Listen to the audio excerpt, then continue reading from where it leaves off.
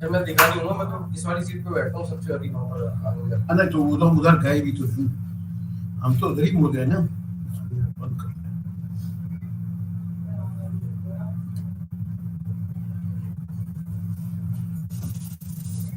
अभी वो जो फोन बजा ना, नहीं तो भी बात करने में रुक ही जाती।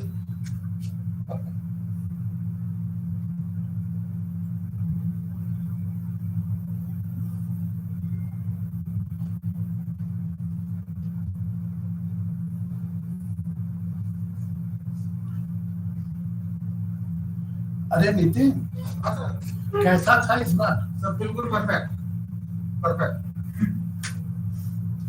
वो वहां से वो आपने साइड को चेंज कर दी ना उसका।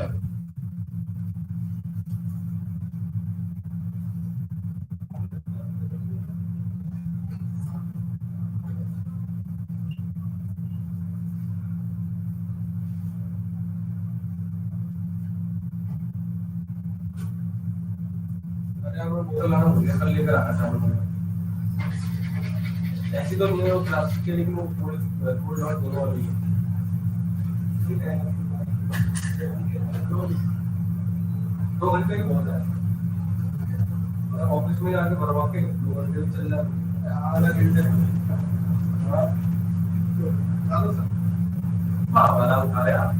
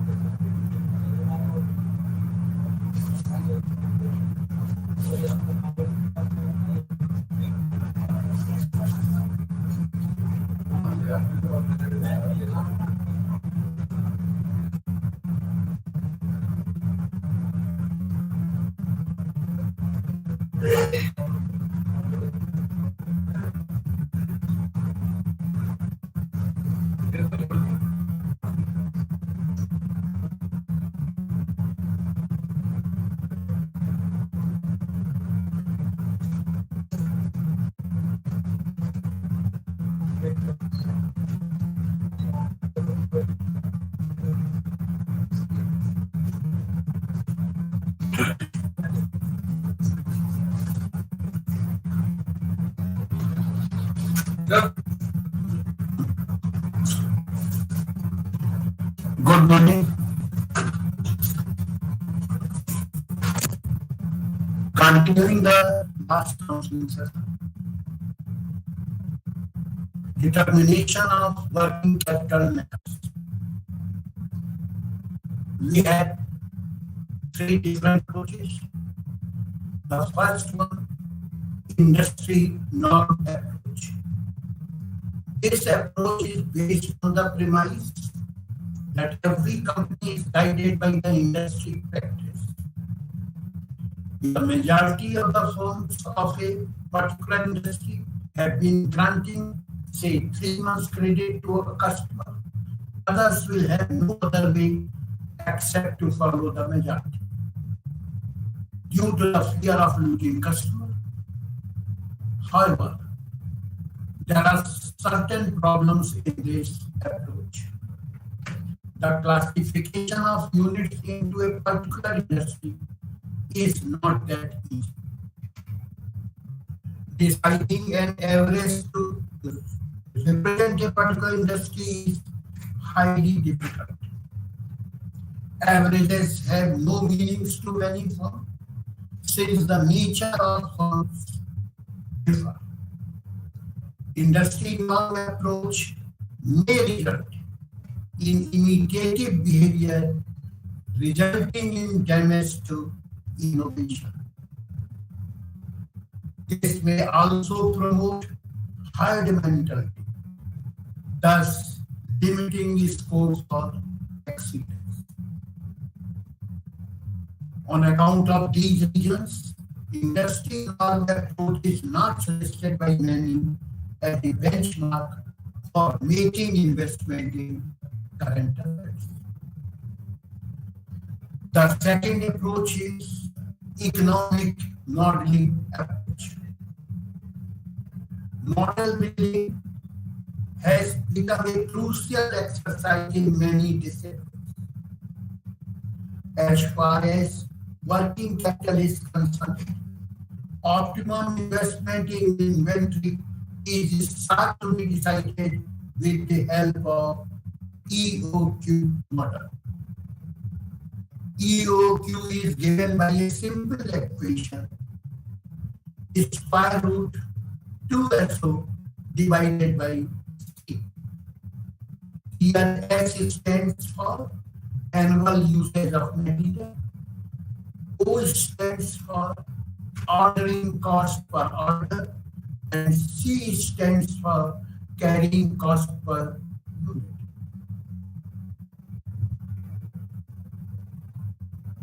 William J. Bowman has attempted to apply this model to the determination of optimum cash balance that can be held by an enterprise. The transactions demand for money is sought to be analyzed from this point of view. As per the model, the optimum level of cash is decided by the carrying cost of holding cash and the cost of transferring marketable securities to cash and vice versa. In this model, in place of SO in the EOQ formula, SO is replaced by PT. V stands for transaction cost per transaction and T stands for total demand for cash. And from EOQ formula, C has been replaced by I, and I is the interest rate. By this formula, we calculate optimum cash balance. As in the economic order quantity formula, we calculate optimum order quantity. Similarly, Solosky, the decision to sell to a particular account should be based objectively upon the application of profit maximization model. In this regard, Robert and Solosky developed a model for accounts receivable management. He has laid down the following formula for making a credit decision, leading to optimum investment in receivable. As per the formula, we have to sell when the difference of M stands for profit margin, is equal or more than 0, the difference between M compared to B plus TI plus C oblique O. The formula is explained here. M stands for profit margin. B stands for probability of a credit sale becoming a bad debt. T stands for time period. I for interest rate. And C stands for cost per order of selling on credit as an implicit function of risk. O is the order size. Means if the difference is more than or equal to 0, only then sell. The third approach is strategic choice approach. Unlike industry norm approach and economic modeling approach, this is not a standard method. This suggests certain benchmarks to work with. The strategic choice approach recognizes the variations in business practices and advocates the use of strategy in taking working capital decisions. The strategic choice approach presupposes a highly competitive environment and the willingness of the management to take risk. The success of the approach also depends on the ability of the management to set realistic goals and prepare suitable strategy to achieve them. Factors influencing determination of working capital requirements. The working capital requirements of a firm depends on a number of factors. Often, influence of operating cycle is considered paramount. The term operating cycle can be understood to represent the length of time required for the completion of each of the stages of operations involved in respect of working capital items. The four important stages of that can be identified as: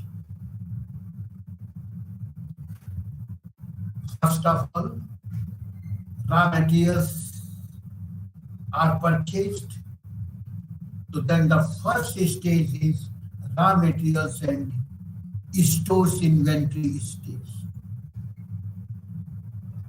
Then these raw materials are put to the production process, and then we come to the work in progress stage. After production process, the goods is finally prepared, and we come to the third stage, finished goods inventory stage. Now, the goods is sold. If it is sold in cash, the operating cycle will be completed at this stage. But if it is sold on credit, then the last stage will be their book debts stage. For different industries, this operating cycle may be different.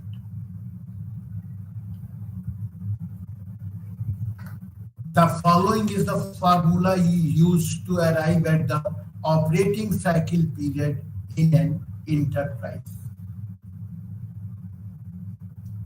Operating cycle is here represented by T.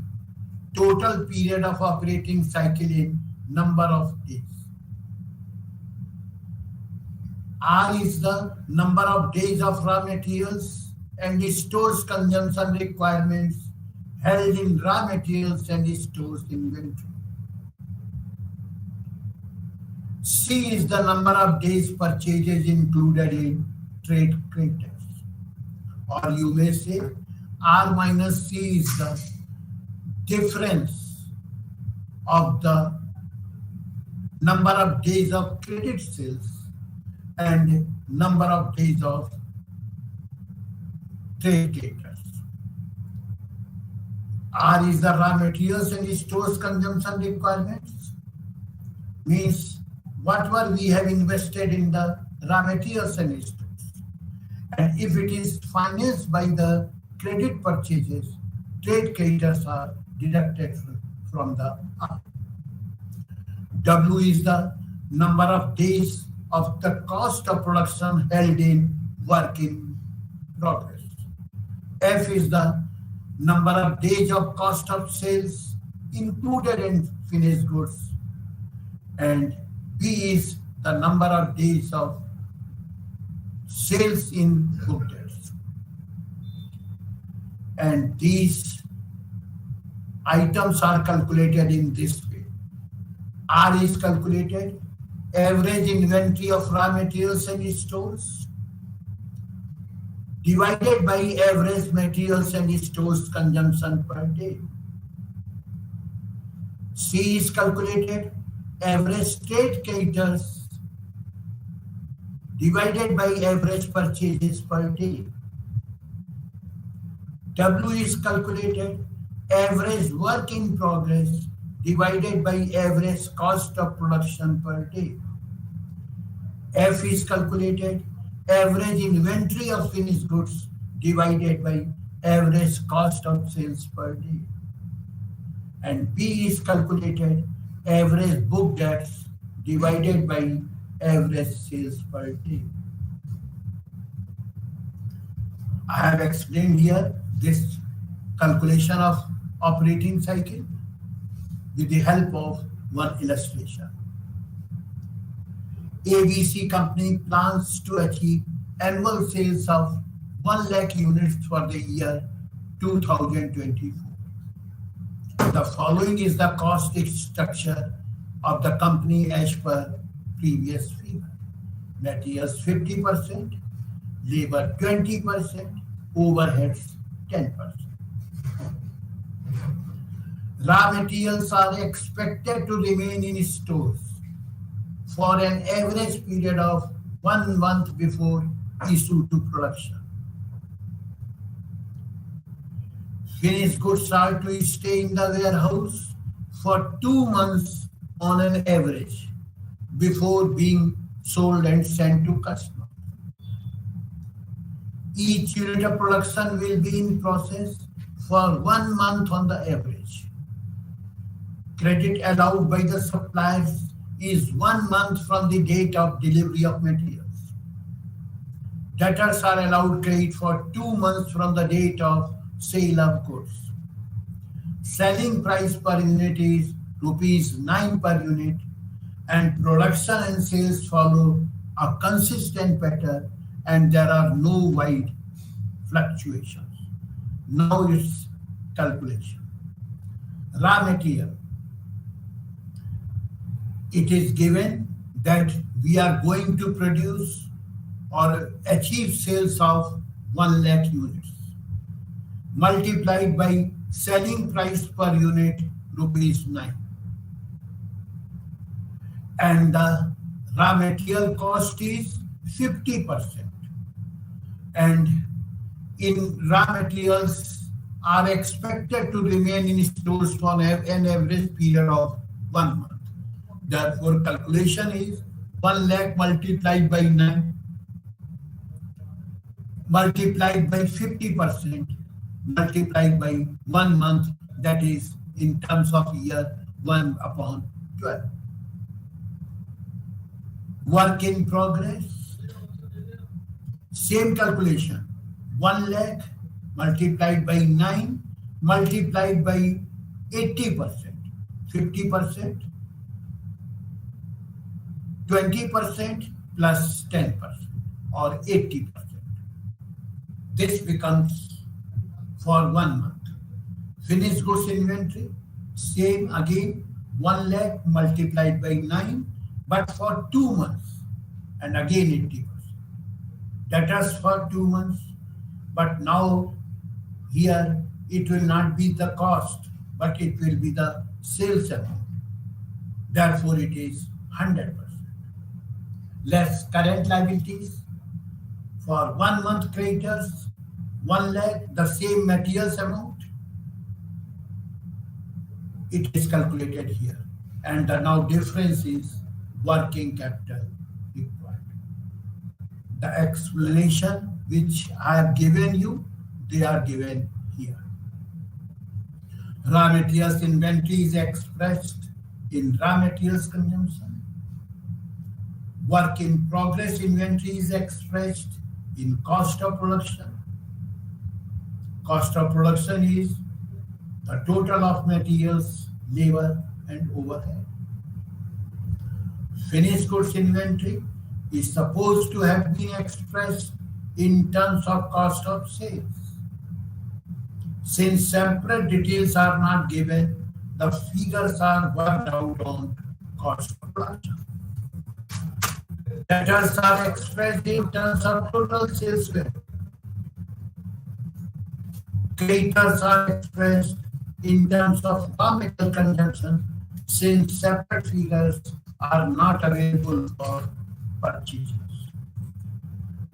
But we should keep in mind that we are concerned with the credit purchases, not cash purchases. Factors influencing determination of working capital requirements. A company's working capital requirements are directly related to the type of business operations. The first and most important factor is management's attitude towards risk. If working capital is varied relative to sales, the amount of risk that firm assumes also varies, and the opportunity for gain or loss is increased. Capital should be invested in each component of working capital as long as the equity position of the firm increases. The type of capital used to finance working capital directly affects the amount of risk that a firm assumes, as well as the opportunity for gain or loss and cost of capital. The greater the disparity between the maturities of a firm's short-term debt instrument and flow of internally generated funds, the greater the risk, and vice versa. Second factor is growth and expansion of business. It is logical to expect that larger amounts of working capital are needed to support the increasing operations of a business concern. But there is no simple formula to establish the link between growth in the company's volume of business and the growth of working capital. Third factor, product policies. Depending upon the kind of items manufactured, by adjusting its production schedules, a company may be able to offset the effects of seasonal fluctuations upon working capital. Position of the business cycle. Besides the nature of business, manufacturing process and production policies, cyclical and seasonal changes also influence the size and behavior of working capital. Next factor is terms of purchase and sale. The magnitude of the working capital of a business is also affected by the terms of purchase and sale. There are some other factors also, like operating efficiency, profit levels, management's policies towards dividend, depreciation and other measures, price level changes, shifts in demands for products, competitive conditions, vagaries in supply of raw materials, import policy of the government, hazards and contingencies and nature of business, etc. All these factors determine the amount of working capital required by an undertaking. Now we move on to the next part, management of current assets. The first management part of current assets is receivables. Now, management of receivables. The investment in accounts receivable is an important aspect which requires careful management. Besides the cost of investment, there are two types of risk which are associated with the accounts receivable management. The first is risk of opportunity loss, and the second is liquidity risk. And these two risks you will find in every component of current assets. While high investments in accounts receivable warrant efficient management, significant differences between industry call for proper structuring of trade policy that match the industry norms. These two are essential issues in management of receivables. The receivable management system thus involves three important things. The first one is corporate policy regarding terms of credit. For example, market leadership. If the company wants market leadership, then the terms of credit will be liberal. Liberal credit will be allowed to the customers so that there will be a large amount of sale and we can achieve market leadership. The second point is assessing customers' credit worthiness to grant credit. And third one is monitoring the level of accounts receivables and improving collection efficiency. These 3 points we will discuss in detail after some time. The objectives that drive the issues of receivable management are obtain optimum volume of sales. But here the word maximum actually stands for optimum. Optimum so that we may get the best economic results, financial results.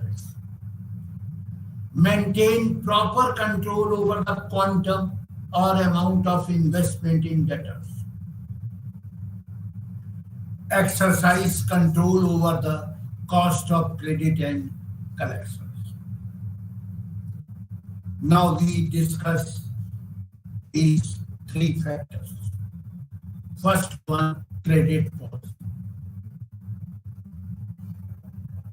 Designing trade policy is the first step in receivables management.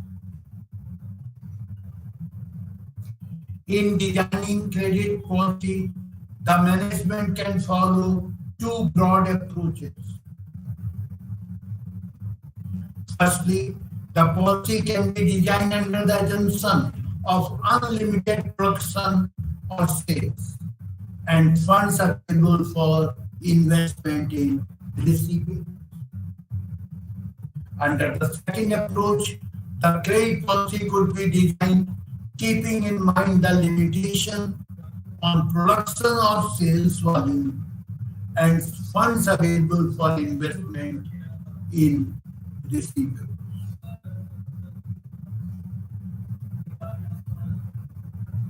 The second approach is aimed to achieve optimum utilization of production capacity and funds available for receivables. It also ensures consistency of credit policy. The credit policy consists of four components: credit period, discount, credit eligibility, and credit limit. We are discussing them one by one. The first one, credit period. Decision on credit period is determined by several factors, such as the credit period given by other firms in the industry, keeping in mind the corporate policy, for example, market share, and simultaneously keeping in mind the cost of credit. Cost of extending credit period, delay in cash inflows. The interest cost of short-term borrowing arises mainly on account of extending the credit period. Cost of carrying inventory. This arises mainly on account of increased volume attracted by the extended trade period, which in turn requires more inventory to support increased volume. Discount and bad debts expenses. Increase in trade sales and period would prompt firms to announce attractive discount policy for prompt payment. Similarly, bad debts will also go up due to increased volume of credit sales. Cost of collection. The cost of collection also goes up when the trade period is increased and more credit volume is done. Cost of collection includes cost of maintaining records of credit sales, telephone calls, letters, personal visits to customers, etc. These costs tend to show an uptrend with increased volume and credit sales. Second part of credit policy relates to discount. When a firm pursues aggressive trade policy, it affects cash flows in the form of delayed collection and bad debts. Discounts are offered to the customers who purchase the goods on credit as an incentive to give up the credit period and pay much earlier. For example, suppose the terms of credit is 3/10 net 60. This term means if the customer who gets 60 days period can pay within 10 days from the date of purchase and a discount of 3% on the value of order. Credit eligibility. Having designed credit period and discount rate, the next logical step is to define the customer's who are eligible for the credit terms. The credit granting decision is critical for the seller since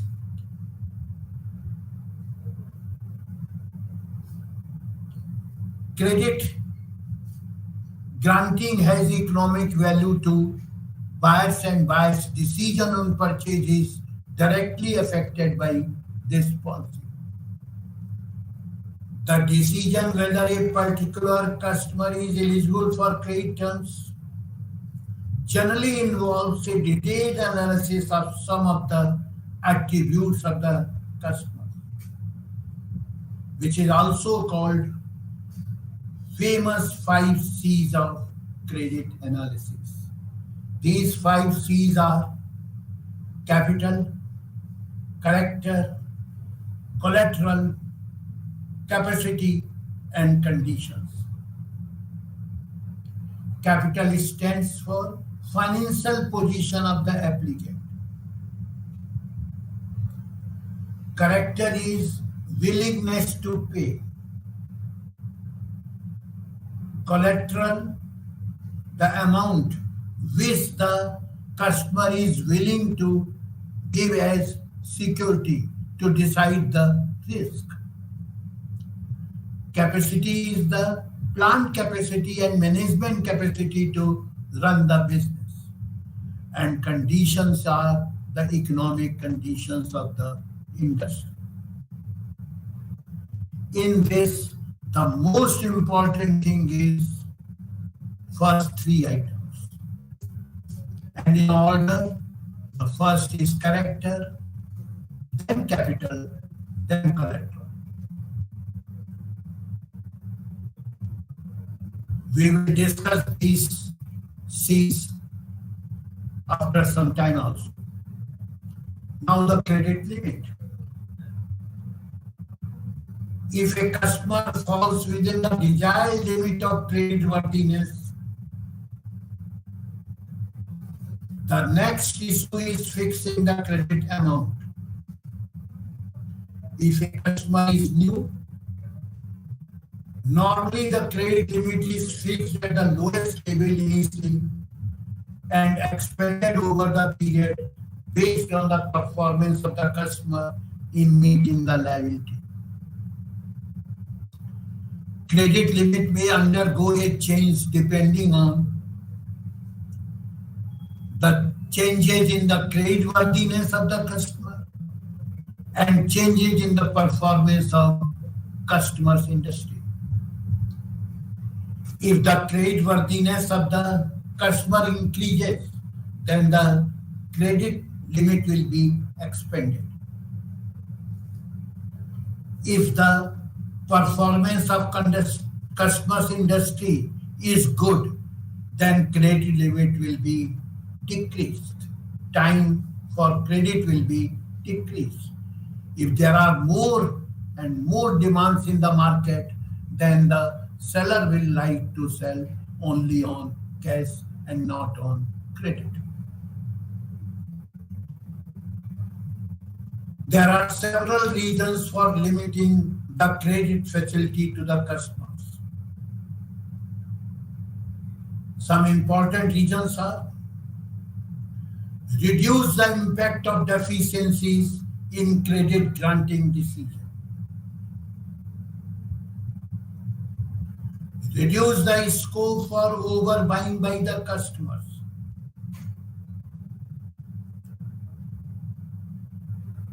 Rationally allocate the limited funds available for investment in bills receivable.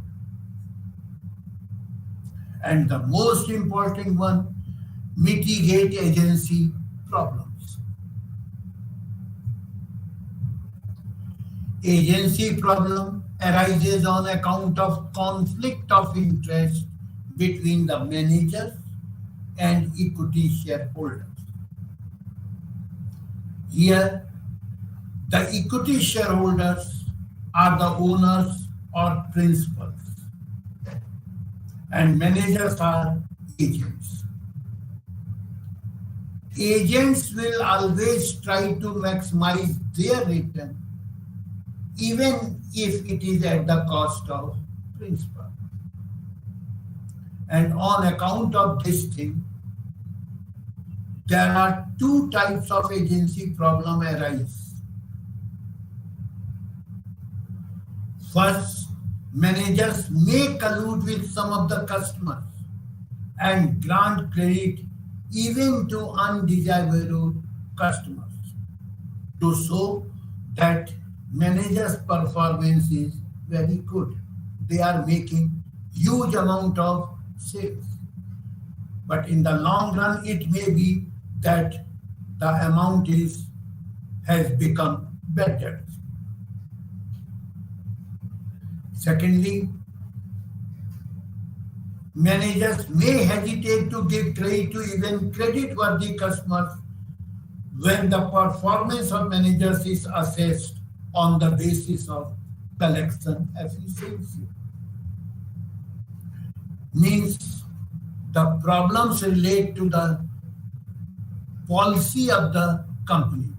If the policy is to make more and more sales, then the first problem will be there. The managers will give credit even to the undesirable customers. But if the company's policy is to control the collections, then the managers may not give even credit to the good customers, worthy customers also. Credit evaluation models.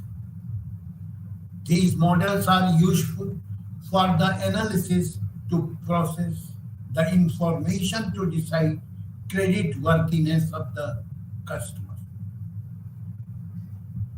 The first one is decision tree model. Under decision tree model, credit applications are rated under different parameters.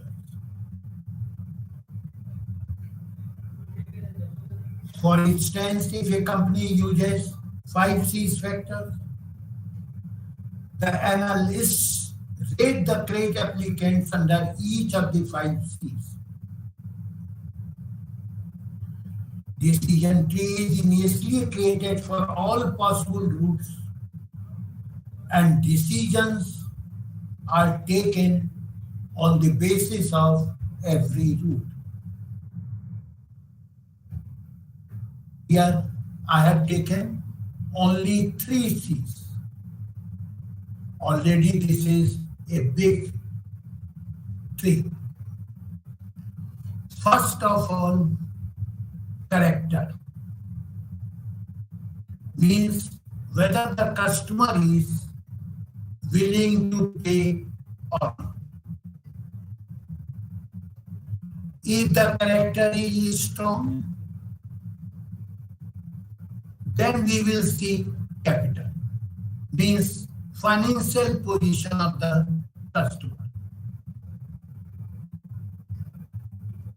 This may also be strong and weak.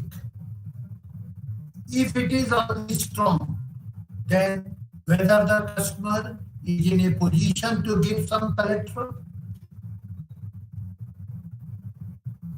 this may be again strong or weak.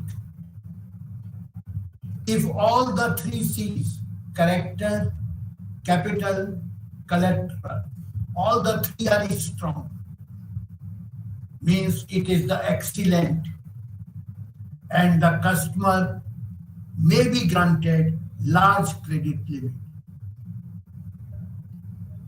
But if character is strong, but capital is weak, and at the same time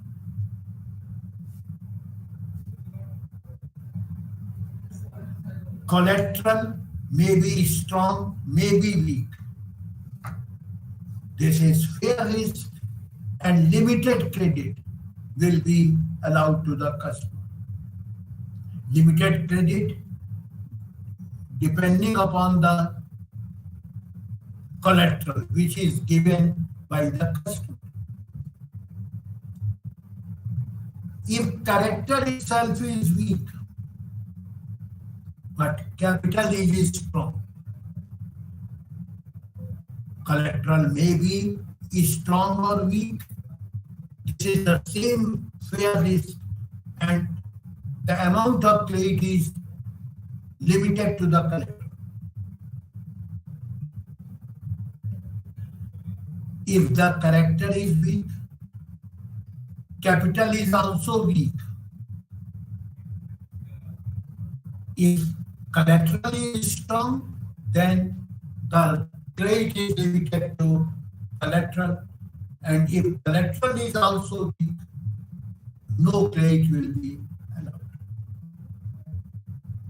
This is explained here. The figure illustrates decision tree model using three credit information: capital, character, and collateral. If character, capital, and collateral are strong, the applicant firm is granted large amount of credit. If the first two, character, capital, are strong, collateral is weak, a limited credit could be granted. If the character is weak, but capital and collateral are strong, then credit is limited to collateral value. If all three are weak, it is a dangerous proposal and hence it should be rejected. Another approach for the evaluation is multivariate statistical model. A credit scoring system utilizes multiple discriminant analysis to categorize potential credit customers into two groups: good credit risk and bad credit risk. When a credit scoring model is constructed with historical data of a few customers, the model would produce an equation as given below. MDA score of a customer Y: B1X1 plus B2X2 plus B3X3 and so on up to Bn(xn). Here B1, B2, B3 or up to Bn are coefficient value of variables. These variables X1, X2, X3 may be debt equity ratio, current ratio, etc. The model produces the coefficient values, and when a new application is received for credit scoring, the value of X are to be measured and substituted in the model equation to get the discriminant score. The discriminant is then compared with the point of separation to place the applicant in one of the two groups, that is good credit risk group or bad credit risk. Credit scoring models are periodically updated to take into account changes in the environment and also reassesses the credit worthiness of the person. Rating methodology. This rating methodology is for the company as well as for the individual. First of all, for company, credit rating has become one of the professionalized services in recent past. For instance, CRISIL's rating methodology include following key factors for deciding the credit worthiness of borrowing company. These key factors are 5. Business analysis, which includes industry risk, market position of the company within industry, operating efficiency of the company, and legal position of the company. Then financial analysis of the company, accounting quality, earnings protection, adequacy of cash flows, financial flexibility. Then management evaluation of the company, track record of management, planning and control systems, depth of managerial talent, and succession plans. Evaluation of capacity to overcome adverse situation, goals, philosophy, and strategies. Regulatory and competitive environment in which the company is working. Structure and regulatory framework of the financial system. Trends in regulation, deregulation, and their impact on the company. And last one is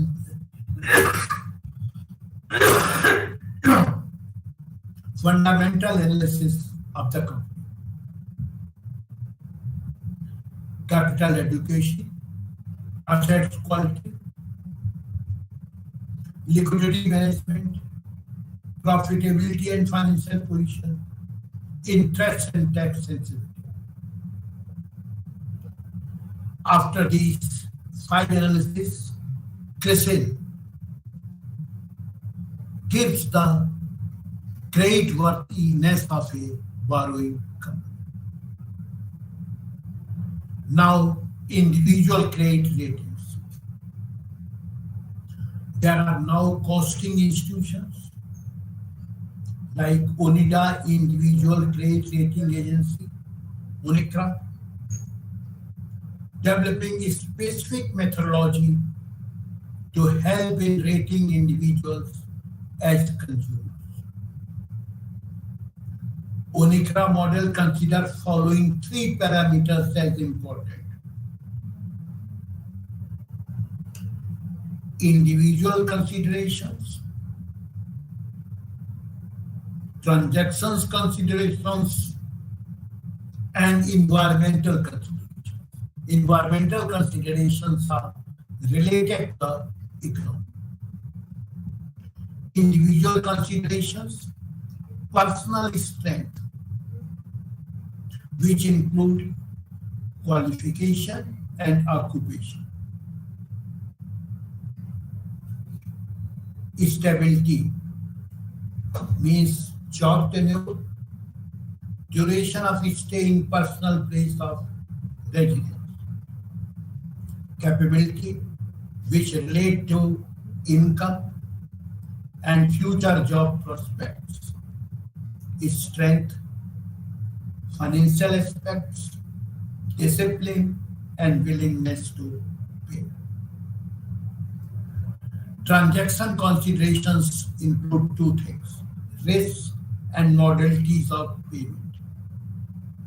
Risk is related to security, ownership of the asset, control over and use of the product, collateral, and exposure.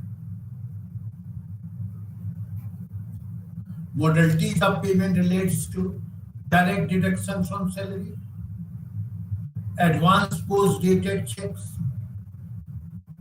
automated debiting of bank account, payment on due date, or payment on demand. And environmental considerations, what is the shape of economy?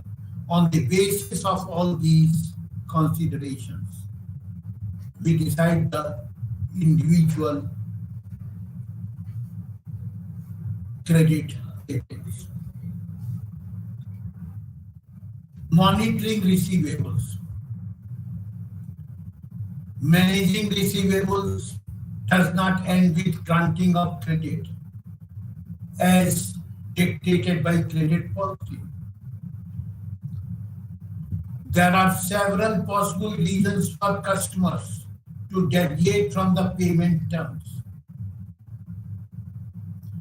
Few of these possible reasons and their implications in credit management are discussed below. Changing customer business characteristics.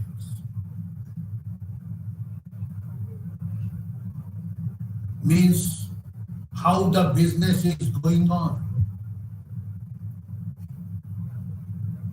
For example, we have seen this COVID-19. There were sometimes almost no demand, and the result was the receivables were becoming difficult to collect. Inaccurate policy forecast. Improper policy implementation.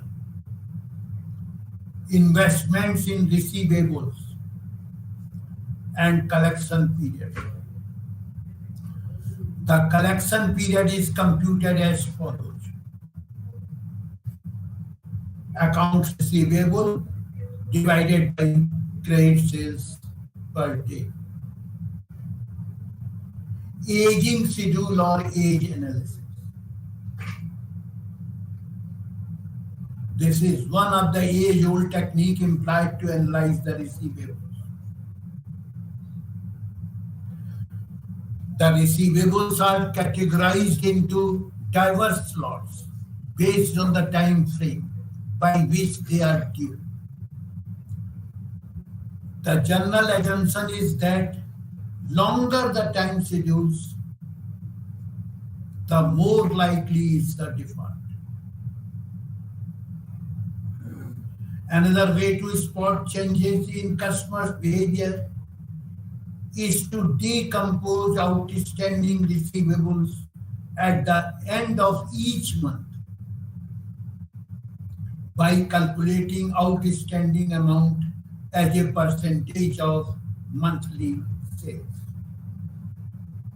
CIBIL, that is Credit Information Bureau India Limited. Scoring also help in this regard. CIBIL makes different scoring on the basis of the analysis which we have just discussed and give a credit score to every customer for the purpose of collection of the receivables. Collecting receivables. The analysis explained earlier is useful to know the trend of collection and identify customers who are not paying on due dates. This should enable the management to take appropriate action to collect the dues, which is the main objective of receivable management. Management of collection activities should be based on careful comparison of likely benefits and costs. We should keep in mind, if we make hard collection process, you will collect the debts. At the same time, you may lose the customer. Means there should be a careful comparison of likely benefits and cost. For collecting the receivables, two alternatives are available to firms: factoring and receivable securitization. Factoring enables the firm to transfer the receivable to factoring agent who takes the responsibility of collection. The debtors who are not paying properly, they are transferred to a particular factoring agent who takes this responsibility. he is paid a certain percentage of some of the amount of debtors, and he makes all the methods to collect the debtors. And sometimes they are also physical methods. Receivable securitization, somewhat similar to factoring, but here the securitization agent sells the units of receivables to investors in the market.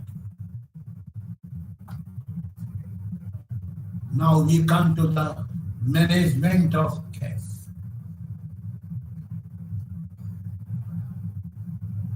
Cash is basic input to start a business unit. Cash is required for investment in fixed assets like plant and machinery, which enable the firm to produce products and generate cash by selling them. The second area where cash is invested is the working capital.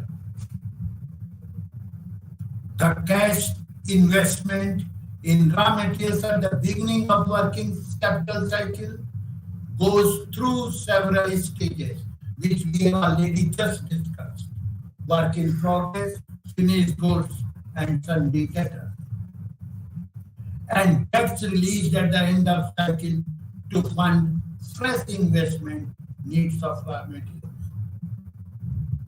Apart from these two, fixed assets and working capital, the cash is also invested in to buy more fixed assets. More working capital operations increase the level of operations, and any change in working capital cycle, such as extending trade period to the customer. Cash management in a broader sense is managing the entire business. In the context of working capital management, cash management refers to optimizing the benefits and costs associated with holding cash. The objective of cash management is to balance the cost associated with holding cash and benefits derived out of holding the cash. The objective is best achieved by speeding up the working capital cycle, particularly the collection process, and investing surplus cash in short-term assets in most profitable avenues. The important issues relating to management of cash are understanding the motives behind holding the cash, quantifying the cash needs of the firms to achieve the above motives, and developing a cash management model to enable operating managers to take decisions on investing surplus cash and selling investment to fund shortage. The motives of holding cash: transaction motives, precautionary or hedging motive, speculative motive, and managing uneven supply and demand for cash. Transaction motives are real cash payment required. Money is required to settle customers' bills, pay salary and wages to workers, pay duties and taxes, etc. Precautionary or hedging motive is cash needs for uncertain transaction purposes. Speculative motive is to exploit opportunity.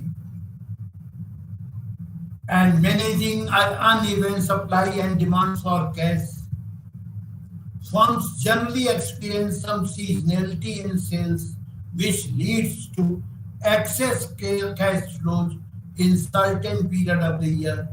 This is not permanent surplus, and cash is required at different points of time. We will continue this management of cash in the next counseling session as well. That's all. Thank you. Namaste.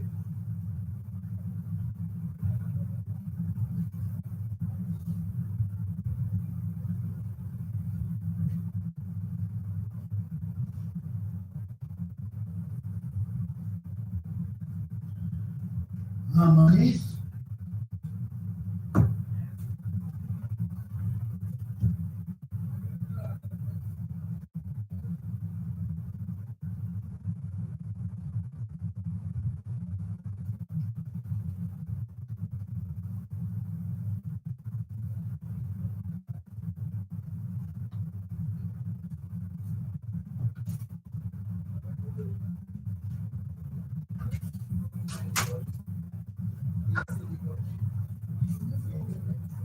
Madam sir बैठो मैं sign तो कराऊं शायद होगा